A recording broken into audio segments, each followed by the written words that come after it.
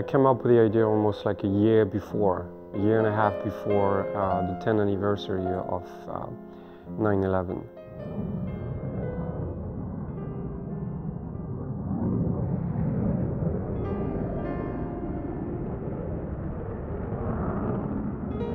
Looking at the building, at the impact of the plane, I was just on the lower side.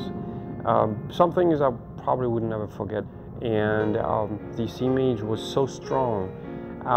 It was not something so easy to pass through. Suddenly, 10 years later, I really wanted to help. It was for me a way to giving back to the city what the city gave to me, because this is my city.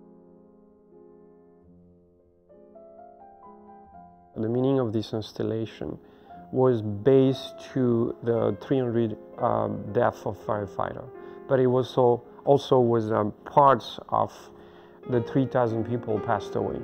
But I didn't really want to shock the people to making people falling from the sky or jumping out and screaming. That was not the intention.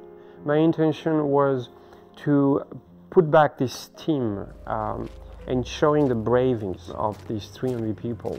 And that's why I call Project Brave.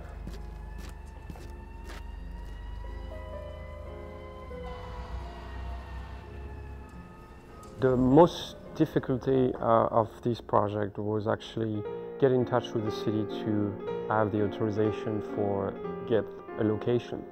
But then I faced an incredible problem. What I was not expecting was I had to get the right to photography real firefighter. And all the door shut down on me. When I did met Jeff Champion, who is actually a firefighter, I met it through Facebook, and I called him straight. And the nice things is I could never expect it. He basically said to me, "Oh, I know who you are, let's meet, I want to help your project." Suddenly Jeff became the key of the project.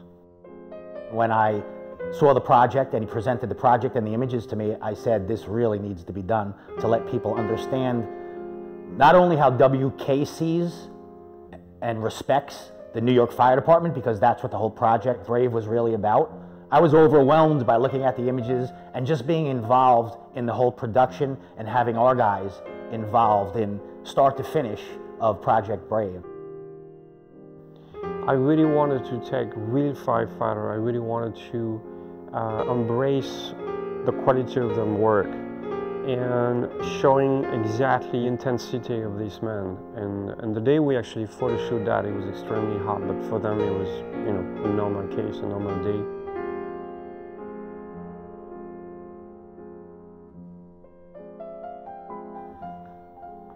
"9/11/01 changed everybody's life.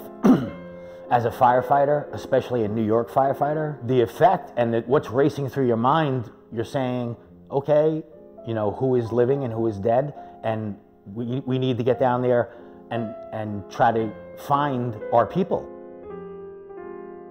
We searched frantically for weeks. It kind of put you in a place where, though I'm not a veteran and I have never been to war, I felt like I was in a war.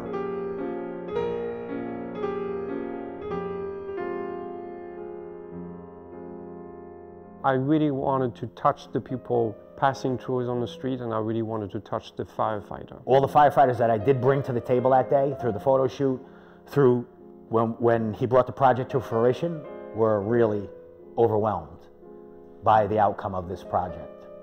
The impact of seeing them touched by the scale of this mural was fantastic. I felt like, well, I connected somehow what they do and what I did.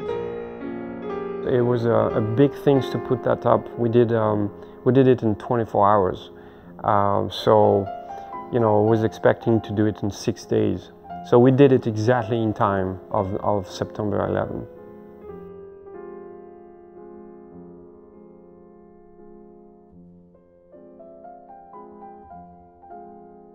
The idea behind this installation was to donate the actual file, the actual artwork. If you look this very large mural, you could crop each piece and make a t-shirt, a cap, a teapot, I mean anything as you wanted. And all the money would actually go straight to only the family who's been touched by this impact.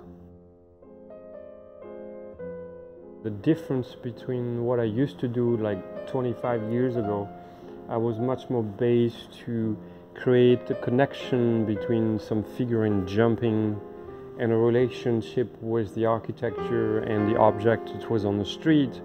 Instead of now, what I focus for, it's actually the connection with what happened to a certain country, and using the background and amplify the scale at 300 times bigger.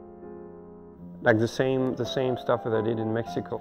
I was actually trying to transgress 100 years of revolution through, you know, a mural we were supposed to be 1 kilometer.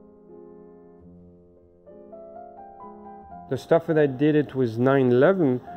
Instead to have a small corner, I integrated a very long panoramic motion, so almost like you can read like a film going on. That is a big difference for the visual. And of course, what is the most important part is actually the cause. Now I wanted to interfere, I want to apply the fact that something happened. It could be 100 years ago, it could be 10 years ago, but something is we need to be aware. So it's a message behind the image, between the layer, between the actual detail.